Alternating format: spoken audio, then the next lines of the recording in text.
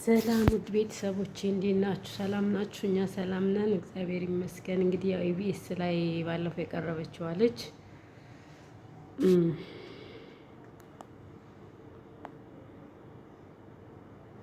በጣም ነው የሚያሳዝነው። በጣም በቃ ከሚባለው በላይ ማለት ነው። እግዚአብሔርን እኔ በዚህ ልክ አልጠበቅኩም ነበር ኢቢኤስን ማለት ነው።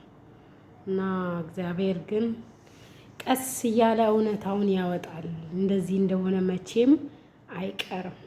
ከዛ በኋላ ያ ሁሉ ነገር አለፈና ዩኒቨርሲቲ ገባሽ።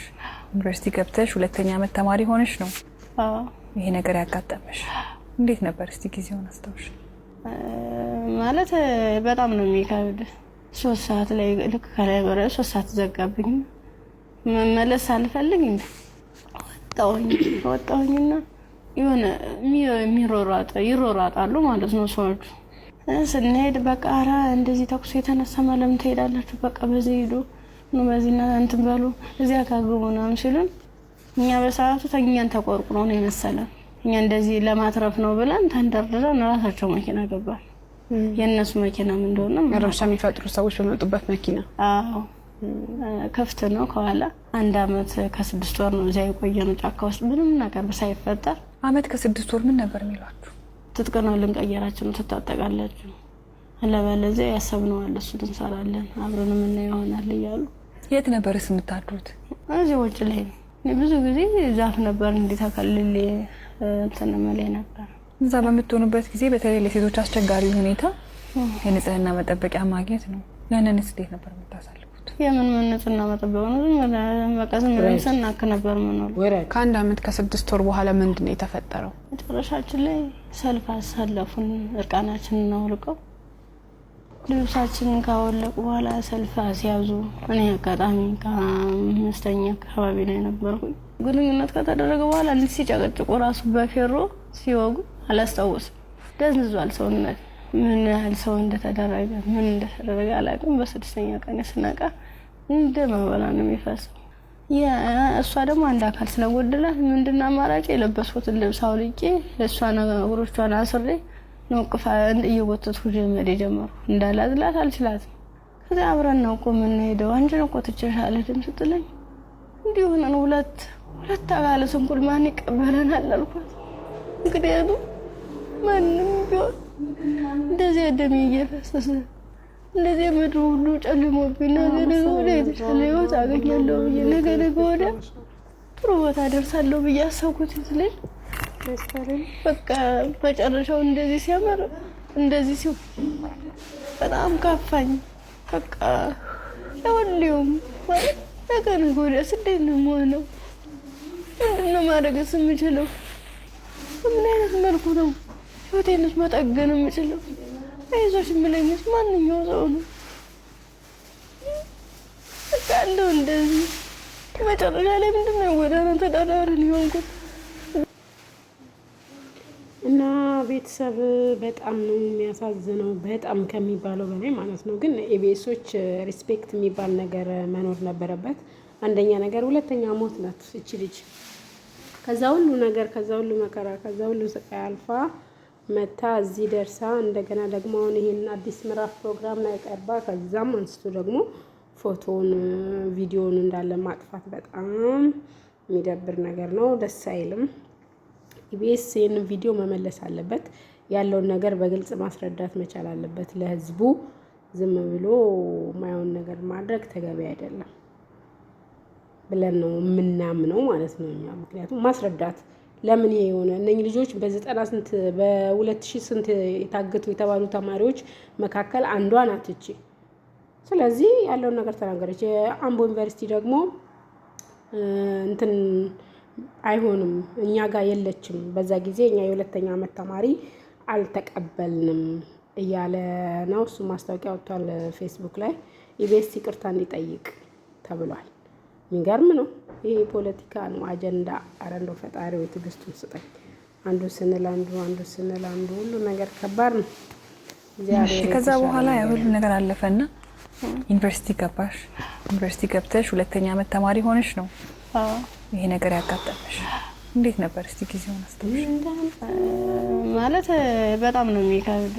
3 ሰዓት ላይ ከነበረ 3 ሰዓት ዘጋብኝ። መመለስ አልፈልግ ወጣሁኝና የሆነ ይሮራጣሉ ማለት ነው ሰዎቹ። ስንሄድ በቃ ኧረ እንደዚህ ተኩስ የተነሳ ለምን ትሄዳላችሁ? በቃ በዚህ ሂዱ በዚህና እንትን በሉ እዚያ ካግቡ ምናምን ሲሉን እኛ በሰዓቱ ከእኛን ተቆርቁሮ ነው የመሰለን። እኛ እንደዚህ ለማትረፍ ነው ብለን ተንደርድረን ራሳቸው መኪና ገባ። የእነሱ መኪና ምን እንደሆነ ረብሻ የሚፈጥሩ ሰዎች በመጡበት መኪና። አዎ ከፍት ነው ከኋላ። 1 አመት ከ6 ወር ነው እዚያ የቆየነው ጫካ ውስጥ ምንም ነገር ሳይፈጠር። አመት ከ6 ወር ምን ነበር የሚሏችሁ?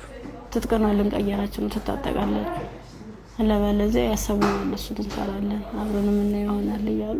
የት ነበርስ የምታድሩት? እዚህ ውጭ ላይ ብዙ ጊዜ ዛፍ ነበር እንዲተከልል እንትን ማለት ነው።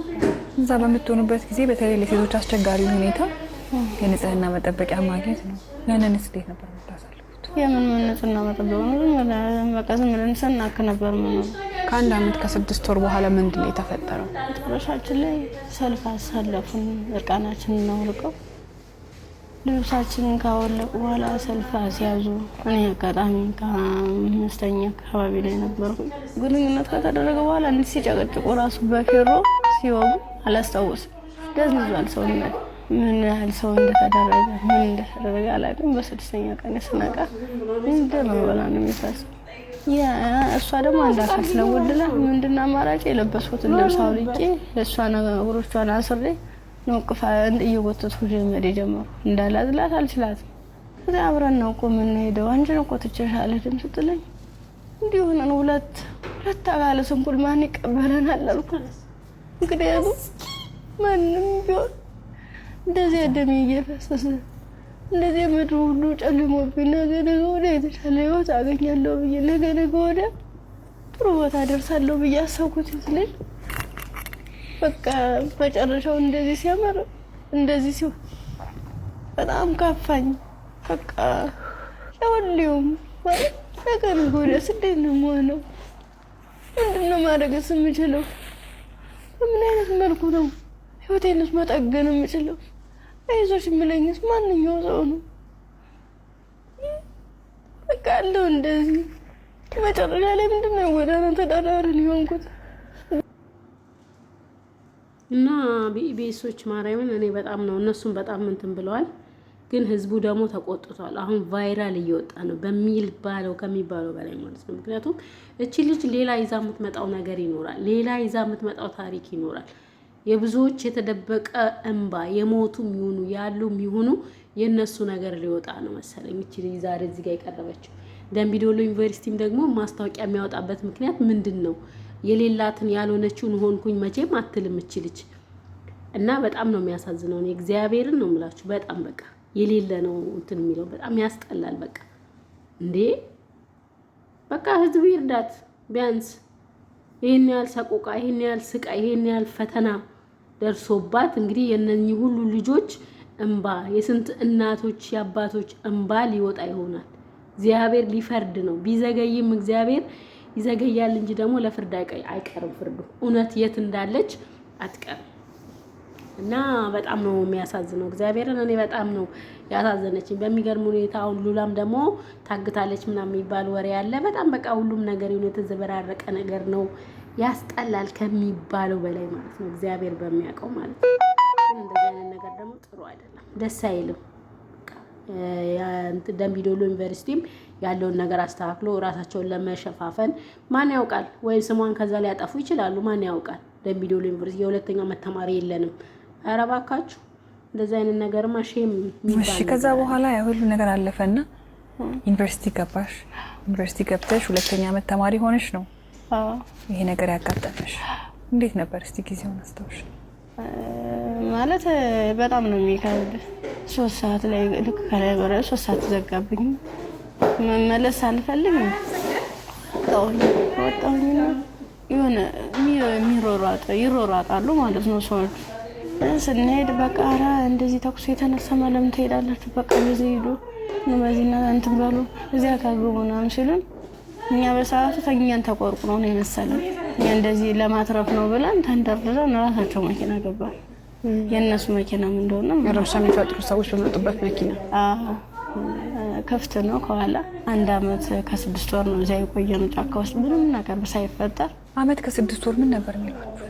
ትጥቅ ነው ልንቀየራችን ትታጠቃለች፣ ለበለዚያ ያሰብነው እነሱ እንሰራለን አብረን ምን ይሆናል እያሉ። የት ነበርስ የምታድሩት? እዚህ ውጭ ላይ ብዙ ጊዜ ዛፍ ነበር እንድታከልል ተነመለ ነበር። እዛ በምትሆኑበት ጊዜ በተለይ ለሴቶች አስቸጋሪ ሁኔታ የንጽህና መጠበቂያ ማግኘት ነው። ያንንስ እንዴት ነበር የምታሳልፉት? የምን ንጽህና መጠበቂያ ነው? መቀሰም ለንሰናክ ነበር። ምን ከ1 አመት ከ6 ወር በኋላ ምንድነው የተፈጠረው? መጨረሻችን ላይ ሰልፍ አሰለፉን። እርቃናችንን አውልቀው ልብሳችንን ካወለቁ በኋላ ሰልፍ አስያዙ። እኔ አጋጣሚ ከ5ኛ አካባቢ ላይ ነበርኩ። ግንኙነት ከተደረገ በኋላ እንዲህ ሲጨቀጭቁ ራሱ በፌሮ ሲወጉ አላስታውስም። ደንዝዟል ሰውነት። ምን ያህል ሰው እንደተደረገ ምን እንደተደረገ አላውቅም። በ6ኛ ቀን ስነቃ እንደ መበላ ነው የሚፈሰው። እሷ ደግሞ አንድ አካል ስለጎደላት ምንድነው አማራጭ? የለበስኩትን ልብስ አውልቄ ለእሷ ነገሮቿን አስሬ ነውቅፋ እየወተትኩ ጀመር ጀመሩ። እንዳላዝላት አልችላትም። ከዛ አብረን ነው እኮ የምንሄደው። አንቺ ነው እኮ ትችላለሽ ስትለኝ እንዲሁ ነው ሁለት አካለ ስንኩል ማን ይቀበለናል አልኳት። ምክንያቱም ማንም እንደዚህ ደም እየፈሰሰ ለዚህ ምድር ሁሉ ጨልሞብኝ ነገ ወዲያ የተሻለ ህይወት አገኛለሁ ብዬ ነገ ወዲያ ጥሩ ቦታ ደርሳለሁ ብዬ አሰብኩት ስለኝ በቃ መጨረሻው እንደዚህ ሲያመር እንደዚህ ሲሆን በጣም ከፋኝ። በቃ ናውድም ነገ ወዲያ እንዴት ነው የምሆነው? ምንድነው ማድረግስ የምችለው? በምን አይነት መልኩ ነው ህይወቴንስ መጠገን የምችለው? አይዞሽ የምለኝስ ማንኛው ሰው ነው? በቃ አለው እንደዚህ መጨረሻ ላይ ምንድነው ጎዳና ተዳዳሪ ነው።